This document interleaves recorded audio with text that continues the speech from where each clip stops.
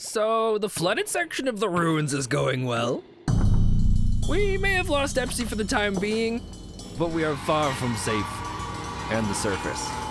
I tried to backtrack, but that wasn't gonna happen. There's no way I'd be able to make a jump like that. And the surrounding tunnels, they did nothing but go deeper down. The only options I saw were to hope one of those tunnels might lead to an old abandoned mine shaft, or I was gonna have to risk the flooded ruins. It's possible that one of those tunnels could have eventually taken me back to the surface. But with only one torch in my possession, it would mean an endless struggle with mobs.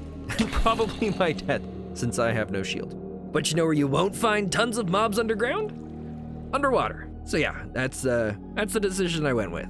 Which, knowing what I know now, probably was the right decision. So go me. But it wasn't as easy as I expected it to be, and I already wasn't expecting it to be an easy task. The sections of ruins we'd explored already were an absolute nightmare with their winding pathways and collapsed sections. But with the limited air that we now had and the slower swimming movement, navigating these ones were even more of a nightmare, as well as brought on a few close calls. We did come across a few air packets scattered throughout, but traveling between them was tight, and I was already running low on food. So I kept pushing forward, not really sure what to be expecting, but knowing that, yeah, there was no choice. Even if I wanted to turn back now, I didn't have enough food to be able to make the swim. Oh, and this is the part you saw earlier, me almost dying. God, this part was the most challenging.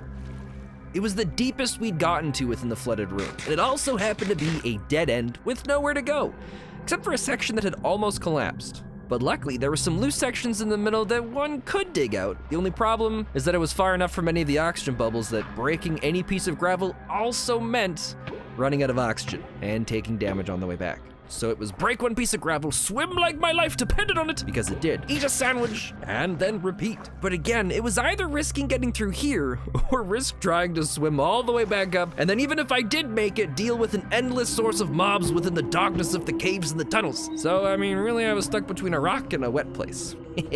It ended up taking every last sandwich I had until I was finally able to break through. Thankfully, with how the tunnel had collapsed, there was a small section of air that had been captured just past where I broke through the gravel, and I was able to rest for a moment. From there, I pushed forward through and found more collapsed tunnels.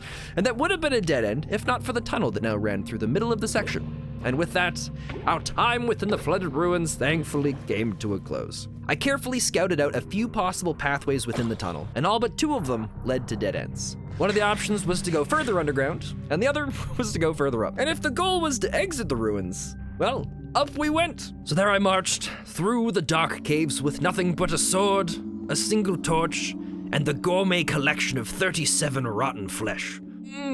Delicious. But I can't really get too sassy because that rotten flesh really is what ended up saving my life at the end of this. The cavern was incredible, and it seemed to go on forever. In any other situation, I'd be planning out a super secret awesome underground bunker to plot world domination from, but now was not the time for that. Thankfully, the deep slate layer was down below, so I knew I was making progress back up to the surface. But although I was ecstatic, the mobs really didn't like the idea of that. Creeper after creeper, werewolves, bat people. I guess I wasn't the only one tired of eating rotten flesh. But just beyond a pond full of glow squids, if it's underground, is it called a pond? Anyways, a tunnel took us a little farther up before opening up into the last cavern we'd be seeing for a long time. For just on the other side of it was something that, I mean, words can't really describe it. You've just got to see it for yourself. Getting to that something was not an easy task. This time we were greeted by a few skeletons and a horde of zombies. And making careful yet efficient work of them, we approached the end goal, a source of light, just a little further up. Not quite bright enough to be lava or daylight, but also not dim enough to be glow-lichened. All I could hope was that it wasn't Epsy. But my dreams were violently ripped from my sweaty, clammy palms as a werewolf came right out of nowhere, chucked me off the side of the rocks, and then started to hunt me down with its pack of summoned wolves. I managed to escape from the wolf's line of sight, duel a skeleton to the death, and then sat and waited, munching down until I had almost no rotten flesh left. So I stepped back out, let out the greatest war cry ever mustered in the history of the NeverBound SMP, and charged forward. No, please don't kill me! Please! I just want to know! I just want to make it! I'm gonna make it! Completely ignoring the skeletons until I found myself here, but then quickly used the blocks of coal so conveniently placed nearby and blocked off the entrance. And yeah, then we were here.